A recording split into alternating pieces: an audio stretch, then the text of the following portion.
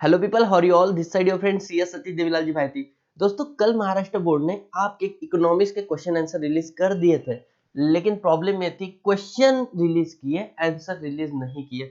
तो here we are, हमारे पास हर question के आंसर अवेलेबल हो चुके हैं। किसने बनाया सर? मैंने बनाया है एग्जामिनर के पॉइंट ऑफ व्यू से। यस, तो गाइस लेट्स गेट स्टार्ट। हम विदाउट वेस्टिंग योर टाइम पटाख से सारे के सारे क्वेश्चन पेपर कवर करेंगे और इसका पीडीएफ कॉपी आपको फ्री में अवेलेबल हो जाएगा। चलो यारो, यस, एकदम आराम से। क्वेश्चन नंबर 1 सुनना। मैं I will be starting with question number 2A, जहां पर आपको ये बोला है identify and explain the concept from given illustration. मतलब आपको एक इल्यूस्ट्रेशन दे दिया है, राइट? एक प्रैक्टिकल लाइफ केस स्टडी दे दी है और आपको बोला है इस चीज को एनालिसिस करके ये बताओ ये क्वेश्चन पूरे इकोनॉमिक्स में कहां पर आता है। डोंट वरी, सारे क्वेश्चन के आंसर रेडी है। यस, चलो विद प्रेजेंटेशन। आपने प्रेजेंटेशन कैसे करना है एकदम आराम से। पहला क्वेश्चन आता है बच्चों, यहां पर आप अगर आप आ जाओ तो you will be come to know, ये आपका क्वेश्चन पेपर है जो महाराष्ट्र बोर्ड ने रिलीज किया है। पहला क्वेश्चन है, Mala collected the information about income and expenditure of 25 families from her locality. Question आता है सर माला ने कलेक्ट किया, क्या इसका मतलब कहाँ ये कंसेप्ट पढ़ा था? सिंपल सा बात है, ये कंसेप्ट हम लोगों ने पढ़ा था यूनिट नंबर 1 में, माइक्रो इकोनॉमिक्स। ओके, तो माइक्रो इकोनॉमिक्स से आप जब भी शुरू करो तो लिखना पहले meaning of micro economics, then write it down. Micro means a small part of anything, right? And then write down micro economics means a small part of national economy. Okay, पूरी नेशन की economy का छोटा सा part. Then start कि micro economic study क्या? Action and behaviour of individual unit. That individual unit में भी consumer, individual producer, firm, anything, even a single price of any commodity, कुछ भी हो सकता है। सिंपल है। और लास्ट में बच्चों आपको कंक्लूजन देना है। कंक्लूजन आप सिंपल तरीके से दे सकते हो, जो क्वेश्चन था उसको रिप्लिकेट करना है आपके आंसर के साथ में। कैसे? This is hence this illustration is related to concept of microeconomics, where the mala has collected the information about the income expenditure of 25 families। और अगर आपको इसके ऊपर चेरी लगानी है तो house hold economical term use कर लो, फ्रॉम हर लोकेलिटी। सिंपल है। Yes, so here I can say आपका ये क्वेश्चन कवर हो जाता है। क्वेश्चन नंबर 2 पे मूव ऑन करते हैं। क्वेश्चन नंबर 2 है बच्चों, Ramesh analyzes the total investment, total employment, total consumption, total saving of economy for the financial year 1920। कितना फुकट है रमेश, बराबर। सब स्टडी अकेला कर रहा है, लेकिन अपने को ध्यान देना है कंसेप्ट हमने पढ़ा कहाँ पे था। ये हमने पढ़ा था बच्चों कंसेप्ट मैक्रो इकोनॉमिक्स, राइट? तो आप सबसे पहले लिखोगे मैक्रो इकोनॉमिक्स क्या होता है। तो मैक्रो इकोनॉमिक्स मतलब it is a branch of economics जो पढ़ाई किसकी करती है, जो किसकी स्टडी करता है, जो एनालिसिस करता है एंटायर इकोनॉमी को। सिंपल है। उसके बाद में इट डील विथ एम्प्लॉयमेंट। देखो, total employment, total income, national output, total production कितना हुआ है, total investment, total consumption, okay, general price level, not a price of a particular product, general price level of all the product, okay, मतलब inflation, okay, trade cycle मतलब business cycle, और business fluctuation etcetera. Simple है। आगे the total saving and the general price interest, ये हो गया। And therefore आपको last में लिखना है माइक्रो इकोनॉमिक्स क्या करता है, ये स्टडी करता है एग्रीगेट्स की। और बाद में आप लोग फिर से अपने क्वेश्चन को रिप्लिकेट कर दो आपके आंसर के साथ में। क्या? Hence this illustration is related to concept of macroeconomics, okay, where the Ramesh make analysis of aggregate components like total investment, consumption, saving, economy for the financial year 1920। Simple. तो हम लोगों ने 2 क्वेश्चन कवर कर लिए एकदम फटाफट। आगे बढ़ते हैं। तीसरा है बच्चों, Rohan created a jewellery box out of the piece of wood. See very simple. Rohan अपना बड़ा एकदम आराम से बैठा हुआ था, ठीक है, उसको सामने क्या दिखा? वुड दिखा। नाउ क्वेश्चन अराइज, उसने इस वुड से क्या बनाया? उसने इस वुड से एक बॉक्स बनाया जिसके अंदर हम लोगों ने ज्वेलरी रखा। क्वेश्चन आता है ये कंसेप्ट तो सर पूरी सिलेबस में कहीं नहीं पढ़ा। अरे पढ़ा था, हम लोगों ने यूटिलिटी चैप्टर में पढ़ा था। There are types of utility. देखो, आपको अगर धंधा करना है तो धंधे करने के लिए आपको यूटिलिटी क्रिएट करते आनी चाहिए कोई भी चीज में। इसमें से एक यूटिलिटी थी form utility. When you change the shape, size, structure and structure of the one commodity, okay, into another commodity. एक चीज का आप form, shape, size, structure change कर रहे हो, एक कमोडिटी क्रिएट कर रहे हो which hold the utility, which hold the power to satisfy another person, तो उसको बोलते हैं form utility. This is your answer, okay. अब इसमें सर ज्यादा क्या लिख सकते हैं? ज्यादा तो नहीं लिख सकते, आप सीधा सीधा इसका मीनिंग बता दो, ठीक है। उसके बाद में सेकंड लिख दो एग्जाम्पल, जो इससे कनेक्टेड है, जैसे टॉयज से हमने क्ले बनाया, फर्नीचर से हमने फर्नीचर कहाँ से बनाया, फ्रॉम द वुड, बराबर उसी तरीके से बॉक्स बनाया हमने ज्वेलरी बॉक्स बनाया हमने वुड से।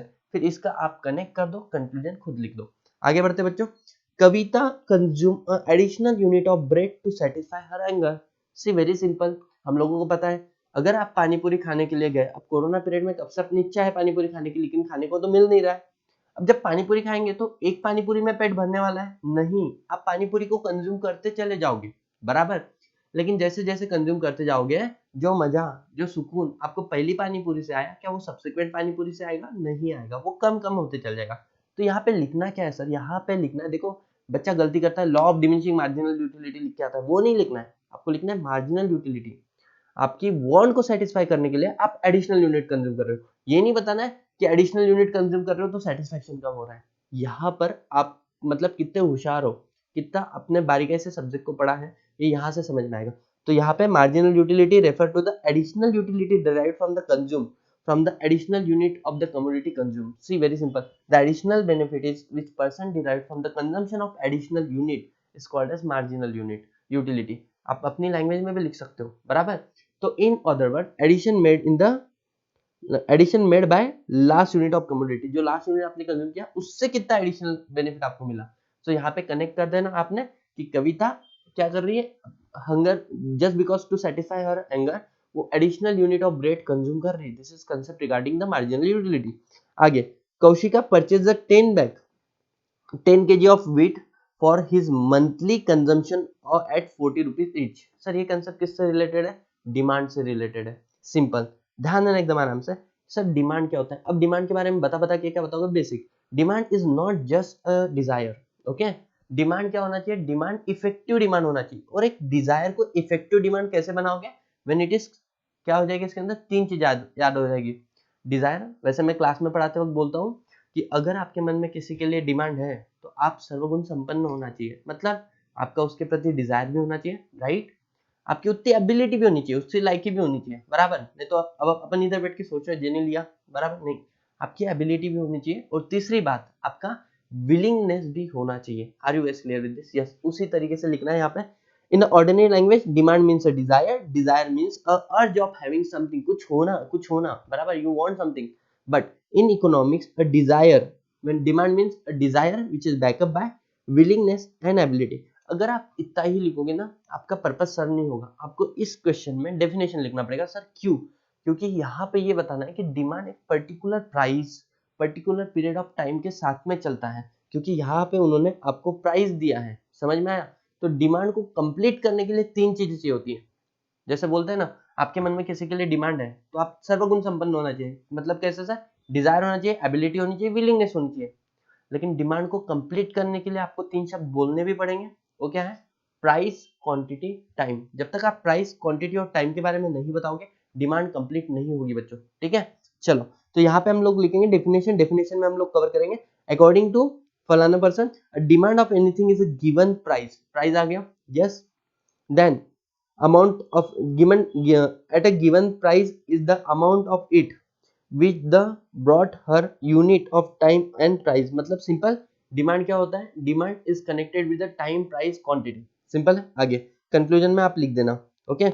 अब नेक्स्ट क्वेश्चन आया बच्चों, Aman purchase the swing machine for furniture and furniture for his tailoring shop. अब देखना, आपको टेलरिंग करना है, आपको ये शर्ट बनाना है, इसके लिए आप मशीन परचेस कर रहे हो। दूसरा, अब देखो ये जो क्वेश्चन है, क्वेश्चन नंबर 6 और क्वेश्चन नंबर 15, मुझे पता है इन दोनों के आंसर सेम रहने वाले, तो क्यों मैं इसको अलग अलग लिखूं ना, मैंने ऐसे कनेक्टेड क्वेश्चन को एक जगह पे लाया है।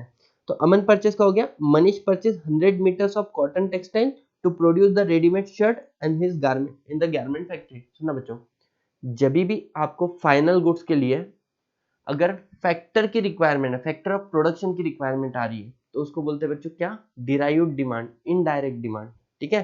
तो यहाँ पे लिखना, indirect demand is also known as derived demand. It refer the demand of goods needed for further production.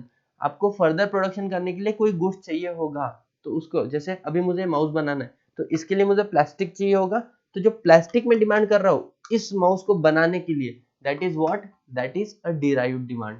Okay, I hope you understand this concept. उसके बाद में नेक्स्ट आता है बच्चों, it it is a demand of producer goods, इसको producer goods भी बोल सकते हो, and hence the all factor of production have indirect and the derived demand. So here we are done with the question number 6 and 15। आगे बढ़ते हैं question number 7 के साथ में।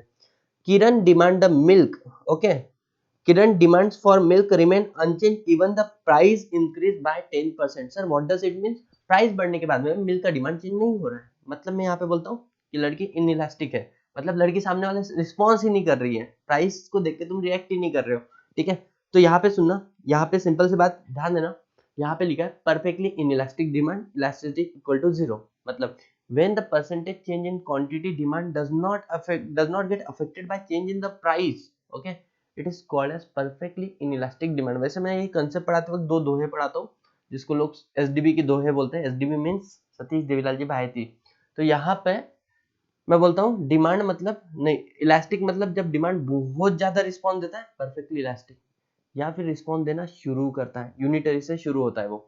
और मैं बोलता हूँ इनइलास्टिक मतलब जब डिमांड रिस्पॉन्स ही नहीं देता, परफेक्टली इनइलास्टिक। इनइलास्टिक मतलब जब डिमांड रिस्पॉन्स ही नहीं देता या फिर थोड़ा सा रिस्पॉन्स देता है। This are the various concept जो मैंने बच्चों को बताया है। बच्चा कभी गलती नहीं करेगा इन सारी चीजों को पकड़ के आगे बढ़ेगा तो। चलो, एट द अमूल्य cafe the demand of tea increased by 5% due to 10% rise in the price of coffee। यहाँ पे आपको समझ में आ जाना चाहिए कि it is a something regarding cross elasticity where the change in the demand of one commodity because of the change in the price of another commodity।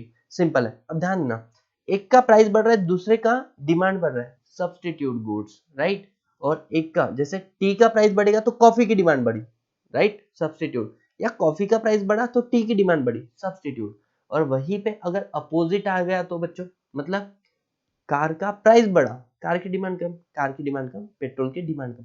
तो car का प्राइस बढ़ना और पेट्रोल की डिमांड कम होना, कार का price बढ़ना, petrol की और डिमांड कम होना, इसको बोलते हैं कॉम्प्लीमेंट्री। अब सुनना, आपको जब आंसर लिखोगे start with cross elasticity, it refer the change in the quantity demanded of one commodity due to change in the price of other commodity, okay. Then write it down the formula, percentage change in the quantity demand of A because of the percentage change in the price of B.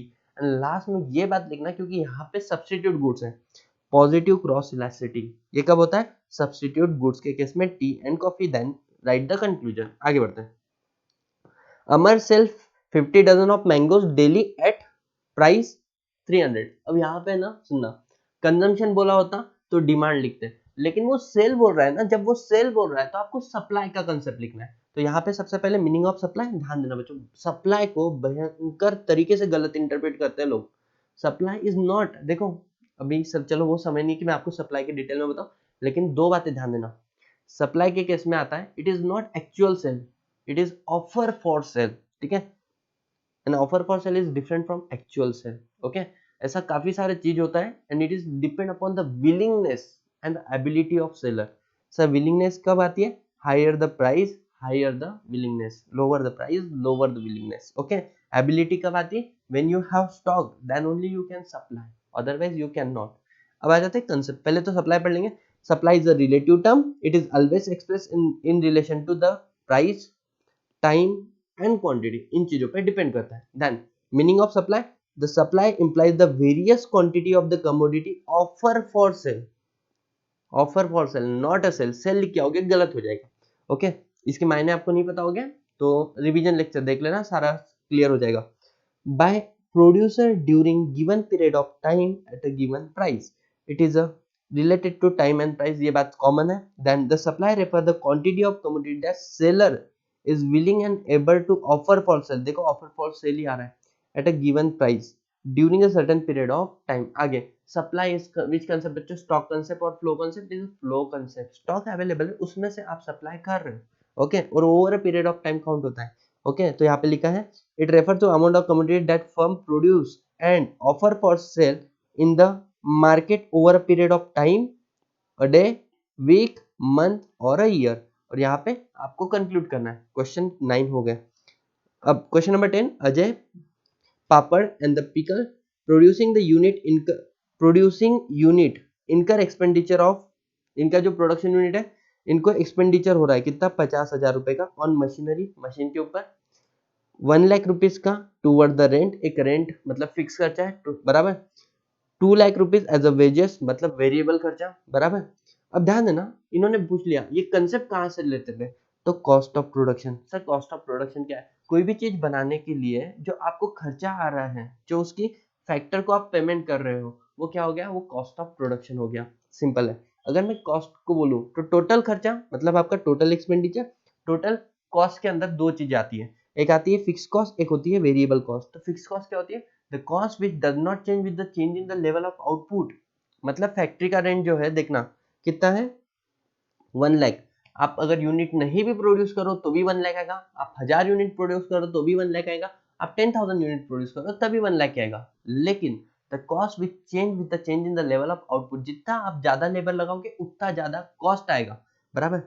तो उसको बोलते हैं variable. अब आते हैं लिखना क्या है। तो पहले तो cost of production, when the entrepreneur undertake acts of production, जब भी आप कोई प्रोडक्शन करते हो, he used the various input like raw material, labor, capital, and he has to make a payment। उसको क्या करना है? उसके लिए पेमेंट भी करना है क्योंकि वो घर के तो नहीं है।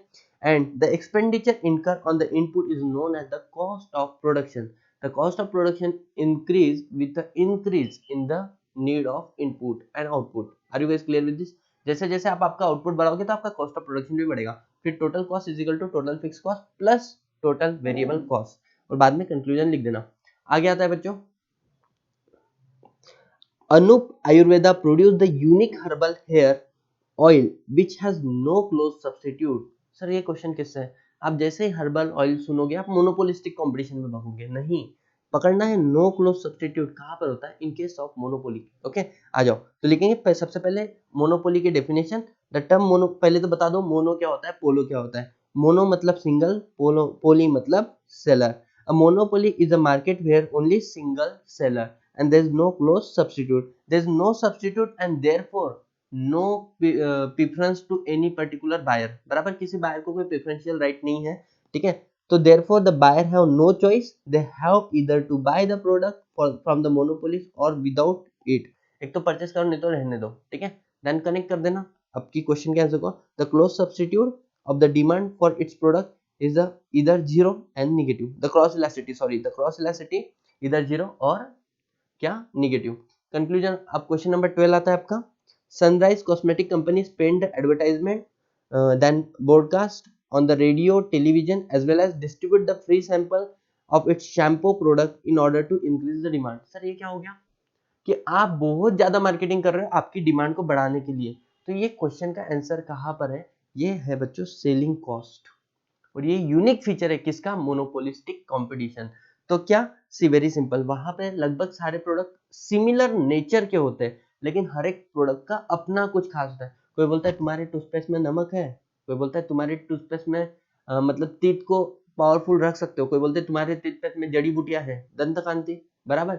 और दीज आर मतलब क्लोजअप वगैरह सारी चीजें आ जाती है, ठीक है। आ जाओ selling cost. Selling cost is a peculiar of the monopolistic competition only। yes, it refer the cost incurred by the firm to create the more demand for its product and the increase in the volume of sales। simple है। आगे, it include the expenditure on advertisement, radio, television, broadcast, hoarding, exhibition in windows, display, free gift and the sample etc।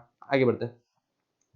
Question आता है आपका, Bombay stock exchange has developed the Sensex as a stock market index for reflecting the share price listed company.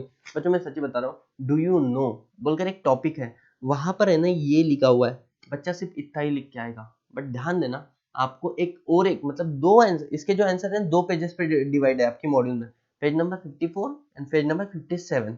आपको दोनों को connect करके लिखना पड़ेगा। पहले स्पेशल पर्पस इंडेक्स के बारे में लिखना पड़ेगा, they are constructed with some specific purpose. उसके बाद में for example import export index member, labour productivity, यहाँ पे लिखना है labour productivity index member, share price index member. यहाँ से उन्होंने हिंट दिया था आपको कि एक स्पेशल पर्पस से आपका ने क्या बनाया, एक इंडेक्स नंबर बनाया हुआ है। ओके, आगे लिखना सेंसेक्स एंड निफ्टी, ये क्या है, मार्केट इंडाइस है, रिप्रेजेंट करते हैं बॉम्बे स्टॉक एक्सचेंज को और नेशनल स्टॉक एक्सचेंज को।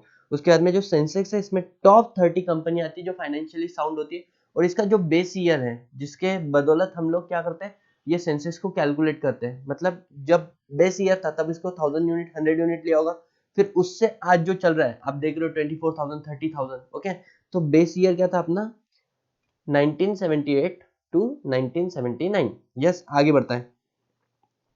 Agriculture Research Institute constructed the index number for to measure the changes in the production of raw cotton in the Maharashtra during the period 2015 to 20। Simple सी बात है, ये कहाँ से आता है, एक क्वांटिटेटिव इंडेक्स नंबर का क्वेश्चन है, सिंपल सा लिख लेना। It is called as volume index number, changes in the level of output and the physical volume of the economy, okay, production in the economy, example changes in the agriculture production, जो सीधा सीधा आपको दे के रखा हुआ है, and the industrial production exact over a period of time, जब आप over a period of time इसको कैलकुलेट करते हो कितने चेंजेस आ रहे हैं, ठीक है।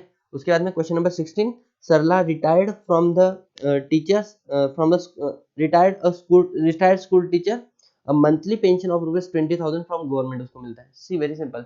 ये कहाँ पे पढ़ा था सर, ये पढ़ा था नेशनल इनकम में। नेशनल इनकम के मैंने सारे डिटेल लेक्चर, मतलब 5-5 मिनट में सारे कंसेप्ट का रिवीजन करवाया है, लिंक आपको मिल जाएगा नीचे, आप पेज के ऊपर चेक कर सकते हो, ठीक है। अब ध्यान देना, यहाँ पे कंसेप्ट आता था ट्रांसफर पेमेंट। ट्रांसफर पेमेंट क्या होता है, सी वेरी सिंपल, आप बैठे हो ऐसे ही, ठीक है, गवर्नमेंट से आपको कुछ फायदा मिल रहा है, जैसे पेंशन मिल रहा है, सिंपल है। So individual get a pension unemployment allowances, इसको बोलते हैं ट्रांसफर पेमेंट।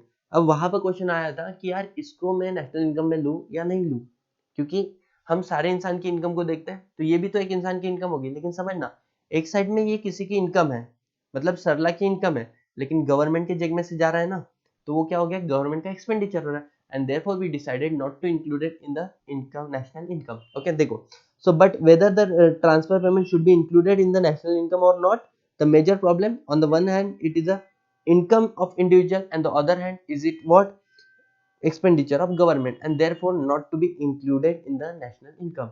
तो कंक्लूजन आपने लिख लेना है, ठीक है, ये ट्रांसफर पेमेंट का कंसेप्ट है। उसके बाद Prakash paid a income tax of ₹62,000 during accounting year 2018 and 2019। अब ये क्या था, सी, जब भी पर्सन के ऊपर डायरेक्टली टैक्स लगाया जाता है उसको बोलते हैं डायरेक्ट टैक्स, मतलब सर सतीश सर जितना कमाते हैं उसके बेस पे सतीश सर टैक्स पे करेंगे, राइट, तो उसको बोलते हैं डायरेक्ट टैक्स। लेकिन सतीश सर ने ये माउस परचेस करके लाया, इस माउस के ऊपर जो सतीश सर क्या कर रहे हैं, कॉस्ट टैक्स पे कर रहे हैं, वो होता है इनडायरेक्ट टैक्स, गुड्स के पीछे परचेस कर रहे हैं, इनकम के ऊपर नहीं कर रहे हैं, सिंपल है, यस। अब यहाँ पे लिखेंगे, it is a tax paid by the tax payer on his income of the property, burden of tax is borne by the person on whom it is levied, जिसने इनकम कमाया है direct उसी से लिया जाता है। ये इंपॉर्टेंट कंसेप्ट है, as it can not transfer the burden of tax to other, the impact and the incidence of direct tax of on the same person, example person income tax, wealth tax आपको direct tax के example, ये लिख देना, wealth tax भी आपका direct tax में आता है, ये दो ही आते हैं, ये लिखना वेल टैक्स, याद से लिखना, ठीक है। क्वेश्चन नंबर 18 बच्चों, reserve bank of India help to raise loan for both central and the state government by selling the government bond and the security. Simple answer है, ये हमने पढ़ा था आरबीआई के केस में, बैंकिंग के वाले केस में, it is a banker to government, तो बस वही लिखना है, it is a banker to government, it act as a banker agent adviser to government, okay. ये ट्रांजेक्शन करता है on behalf of central and state government, it accept the money as well as make the payment on behalf of the central and state government, मतलब जो bank आपकी bank commercial bank आपके लिए करती है, RBI central and state government के लिए करती है, ठीक है। It undertake to make a management of the public डेब्ट को भी मैनेज करती है, it advise government on the various economic issue, जो भी इकोनॉमिक इशू उसके बाद एडवाइस करती है, ठीक है। उसके बाद में ABM bank provide demat facility, internet facility, mobile banking facility to customer. बच्चों हम लोगों ने पढ़ा था फंक्शन ऑफ बैंकिंग, जिसमें एक हमने पढ़ा था कमर्शियल बैंक के ऊपर, क्या एक होता है एंसिलरी फंक्शन, जो additional facility as on date आप देना शुरू कर दियो। Commercial bank also provide the range of ancillary services to such transfer of fund, फिर एग्जांपल है collection of money, making the periodical payment, अपनी स्टैंड ऑन अपने ऑर्डर देके रखना है, वो हर महीने में पेमेंट करता है, ठीक है। उसके बाद में on behalf of the customer the merchant banking, foreign exchange, safe deposit, यहाँ पे डीमैट फैसिलिटी जो आपका क्वेश्चन था, internet banking and the mobile banking. आगे बढ़ते बच्चों, question number 20, Kerala based company के jewellery intend to raise 1000 crore by fresh issue of share.